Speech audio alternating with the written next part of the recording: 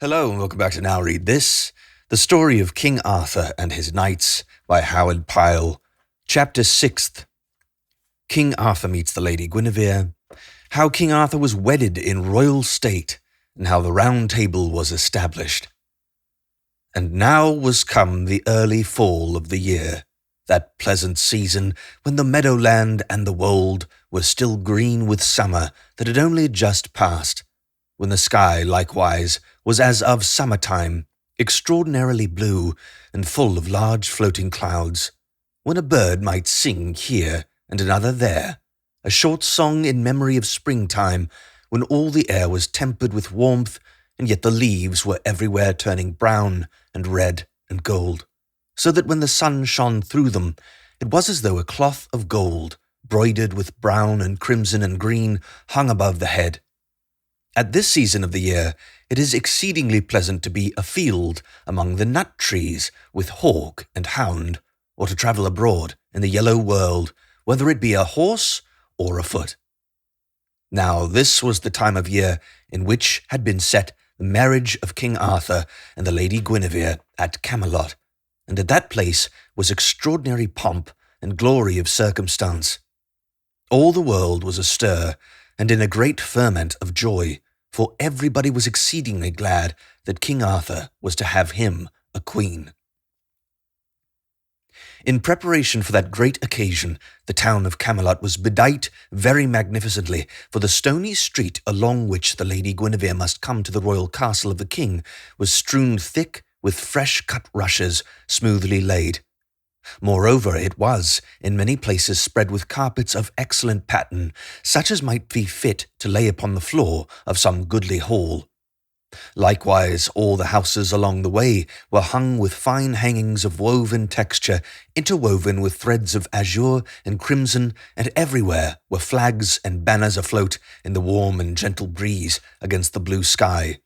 Wherefore, that all the world appeared to be alive with bright colours, so that when one looked adown that street, it was as though one beheld a crooked path of exceeding beauty. It was as though one beheld a crooked path of exceeding beauty and gaiety stretched before him. Thus came the wedding day of the king, bright and clear and exceedingly radiant. King Arthur sat in his hall, surrounded by his court, awaiting news that the Lady Guinevere was coming thitherward. And it was about the middle of the morning when there came a messenger in haste, riding upon a milk-white steed.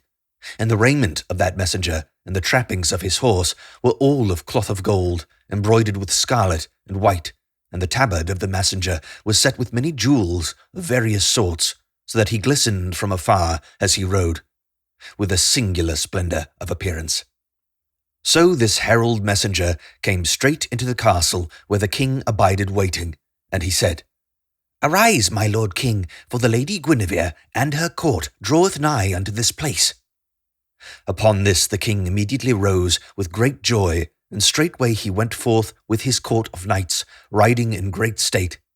And as he went down that marvellously adorned street, all the people shouted aloud as he passed by, wherefore he smiled and bent his head from side to side, for that day he was passing happy and loved his people with wonderful friendliness. Thus he rode forward unto the town gate, and out therefrom, and so came thence into the country beyond where the broad and well-beaten highway ran winding down beside the shining river betwixt the willows and the osiers. And behold, King Arthur and those with him perceived the court of the princess where it appeared at a distance. Wherefore they made great rejoicing and hastened forward with all speed.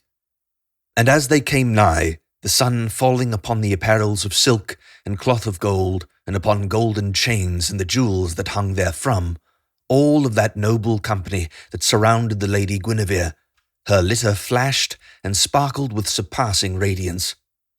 For 17 of the noblest knights of the king's court, clad in complete armour, and sent by him as an escort unto the lady, rode in great splendour, surrounding the litter wherein the princess lay. And the framework of that litter was of richly gilded wood, and its curtains and its cushions were of crimson silk embroidered with threads of gold. And behind the litter there rode in gay and joyous array, all shining with many colours, the court of the princess, her damsels in waiting, gentlemen, ladies, pages, and attendants. So those parties of the king and the Lady Guinevere drew nigh together until they met and mingled the one with the other. Then straightway King Arthur dismounted from his noble horse, and all clothed with royalty, he went afoot unto the Lady Guinevere's litter, while Sir Gawain and Sir Ewain held the bridle of his horse.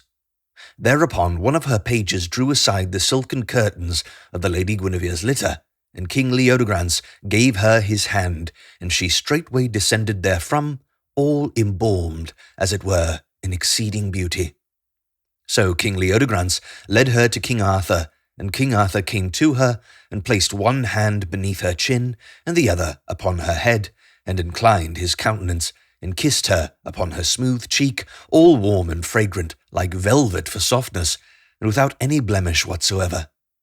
And when he had thus kissed her upon the cheek, all those who were there lifted up their voices in great acclaim, giving loud voice of joy that those two noble souls had thus met together.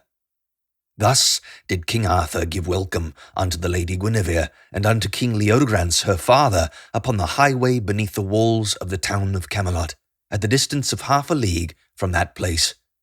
And no one who was there ever forgot that meeting, for it was full of extraordinary grace and noble courtliness. Then King Arthur and his court of knights and nobles brought King Leodegrance and the Lady Guinevere with great ceremony unto Camelot, and unto the royal castle, where apartments were assigned to all, so that the entire place was alive with joyousness and beauty. And when high noon had come, the entire court went with great state and ceremony unto the cathedral, and there, surrounded with wonderful magnificence, those two noble souls were married by the archbishop. And all the bells rang right joyfully, and all the people who stood without the cathedral shouted with loud acclaim, and lo, the king and the queen came forth all shining, like unto the sun for splendour, and like unto the moon for beauty. In the castle a great noontide feast was spread, and there sat thereat 486 lordly and noble folks, king, knights, and nobles, with queens and ladies in magnificent array. And near to the king and the queen there sat King Leodegrance and Merlin, and Sir Ulfius, and Sir Ector the trustworthy, and Sir Gawain, and Sir Ewain, and Sir Kay, and King Ban, and King Pellinore, and many other famous and exalted folk, so that no man had ever beheld such magnificent courtliness as he beheld at that famous wedding feast of King Arthur and Queen Guinevere.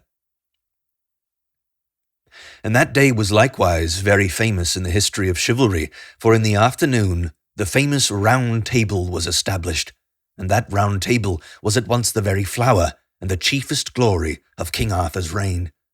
For about mid of the afternoon, the king and the queen, preceded by Merlin, and followed by all that splendid court of kings, lords, nobles, and knights in full array, made progression to that place where Merlin, partly by magic and partly by skill, had caused to be builded a very wonderful pavilion above the Round Table where it stood. And when the king and the queen and the court had entered in thereat, they were amazed at the beauty of that pavilion, for they perceived, and it were, a great space that appeared to be marvellous land of fay. For the walls were all richly gilded, and were painted with very wonderful figures of saints and of angels, clad in ultramarine and crimson, and all those saints and angels were depicted playing upon various musical instruments that appeared to be made of gold. And overhead, the roof of the pavilion was made to represent the sky, being all of cerulean blue, sprinkled over with stars. And in the midst of that painted sky was an image, and it were, of the sun in his glory, and underfoot was a pavement all of marble stone, set in squares of black and white and blue and red, and sundry other colours. In the midst of the pavilion was a round table, with seats thereat exactly sufficient for 50 persons, and at each of the 50 places was a chalice of gold, filled with fragrant wine, and at each place was a paten of gold, bearing a manchet of fair white bread. And when the king and his court entered into the pavilion, lo, music began of a sudden for to play with a wonderful sweetness. Then Merlin came, and took King Arthur by the hand, and led him away from Queen Guinevere, and he said unto the king, Lo, this is the Round Table. Then King Arthur said, Merlin, that which I see is wonderful beyond the telling.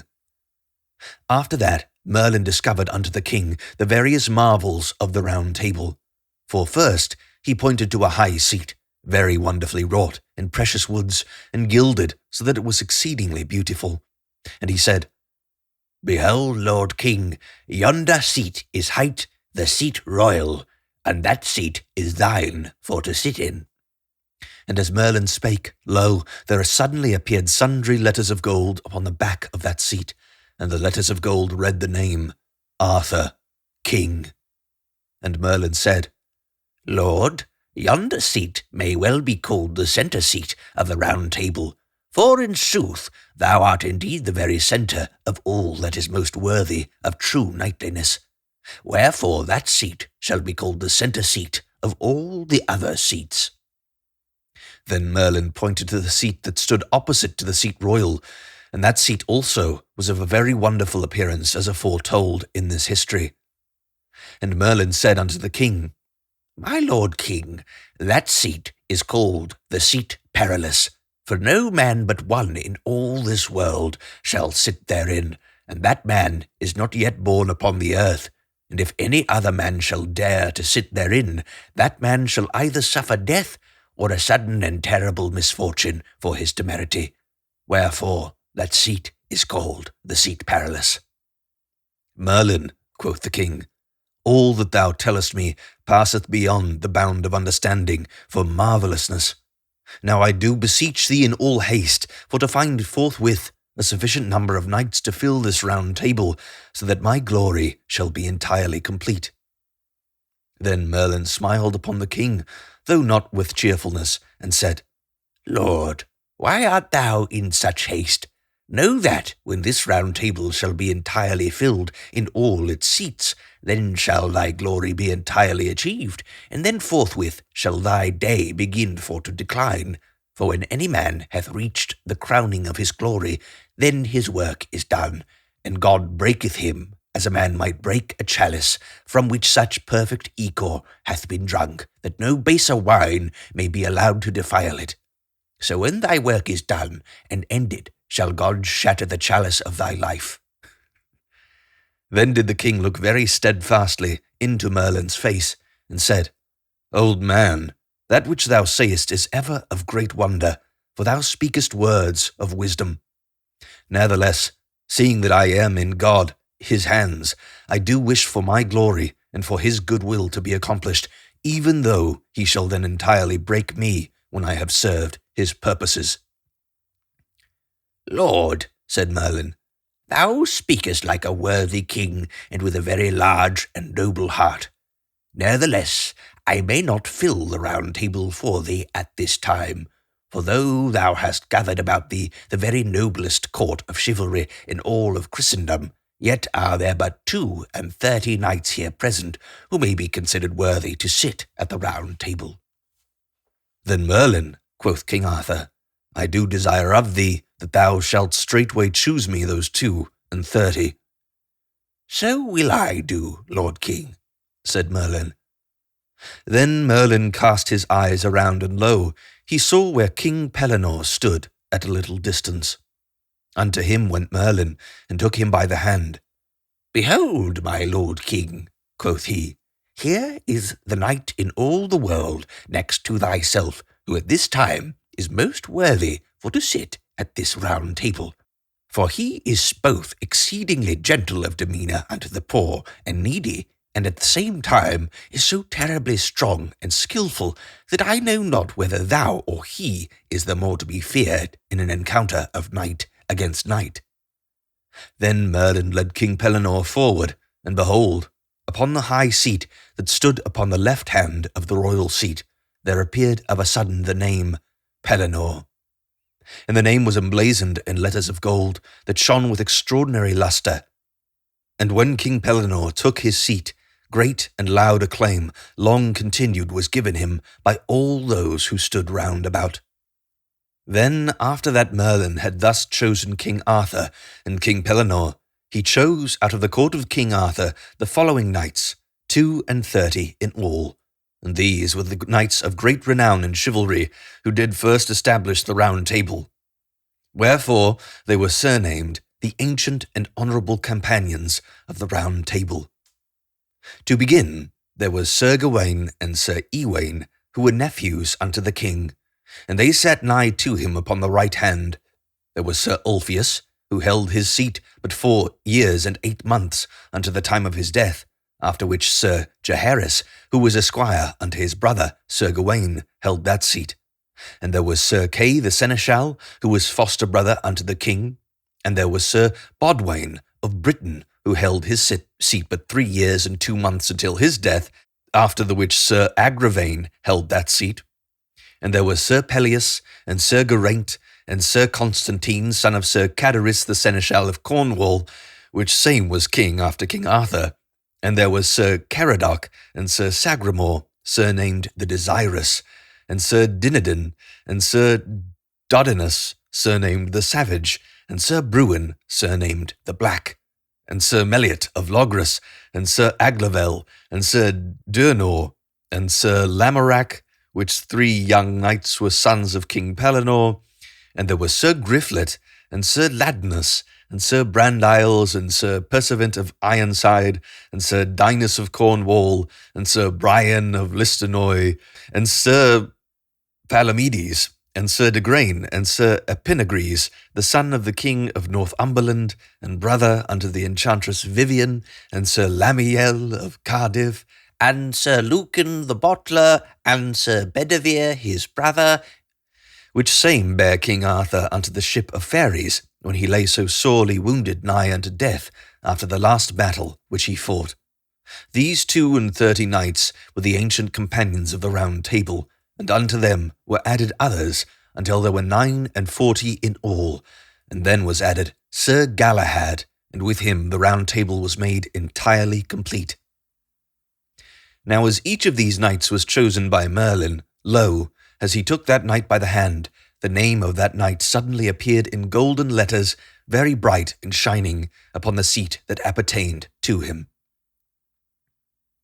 But when all had been chosen, behold, King Arthur saw that the seat upon the right hand of the seat royal had not been filled, and that it bare no name upon it. And he said unto Merlin, Merlin, how is this, that the seat upon my right hand hath not been filled, and beareth no name? And Merlin said, Lord, there shall be a name thereon in a very little while, and he who shall sit therein shall be the greatest knight in all the world, until that the knight cometh who shall occupy the seat perilous. For he who cometh shall exceed all other men in beauty, and in strength, and in knightly grace. And King Arthur said, I would that he were here with us now. And Merlin said, He cometh anon. Thus was the Round Table established with great pomp and great ceremony of estate. For first, the Archbishop of Canterbury blessed each and every seat, progressing from place to place, surrounded by his holy court, and the choir whereof singing most musically in accord, whilst others swung censers, from which there ascended an exceedingly fragrant vapour of frankincense, filling the entire pavilion with an odour of heavenly blessedness. And when the Archbishop had thus blessed every one of those seats, the chosen knight took each his stall at the Round Table, and his esquire came and stood behind him, holding the banneret with his coat of arms upon the spear point above the knight's head. And all those who stood about that place, both knights and ladies, lifted up their voices in loud acclaim. Then all the knights arose, and each knight held up before him the cross of the hilt of his sword, and each knight spake word for word, as King Arthur spake. And this was the covenant of their knighthood of the Round Table, that they would be gentle unto the weak, that they would be courageous unto the strong, that they would be terrible unto the wicked and the evildoer, that they would defend the helpless who should call upon them for aid, that all women should be held unto them sacred, that they would stand unto the defence of one another, whensoever such defence should be required, that they would be merciful unto all men, that they would be gentle of deed, true in friendship, and faithful in love. This was their covenant, and unto it each knight sware upon the cross of his sword, and in witness thereof did kiss the hilt thereof. Thereupon all who stood thereabouts once more gave loud acclaim. Then all the knights of the Round Table seated themselves, and each knight brake bread from the golden paten, and quaffed wine from the golden chalice that stood before him, giving thanks unto God for that which he ate and drank. Thus was King Arthur wedded unto Queen Guinevere, and thus was the Round Table established. Conclusion. So endeth this book of King Arthur, which hath been told by me with such joyousness of spirit that I find it to be a very great pleasure, in closing this first volume of my work, to look forward to writing a second volume, which now presently followeth. In that volume there shall be told the history of several very noble worthies who were of the court of the king, and it seems to me to be a very good thing to have to do with the history of such noble and honourable knights and gentlemen. For indeed, it might well please anyone to read such an history, and to hear these worthies speak, and to behold in what manner they behaved in times of trial and tribulation. For their example will doubtless help us all to behave in a like manner in a like case. The next one is the Book of Three Worthies, and we'll follow that chapter in just a couple of days. Hey, you want to buy something? You can check the description for my books and audiobooks. Thank you so much for watching, and don't forget to like and subscribe for more content.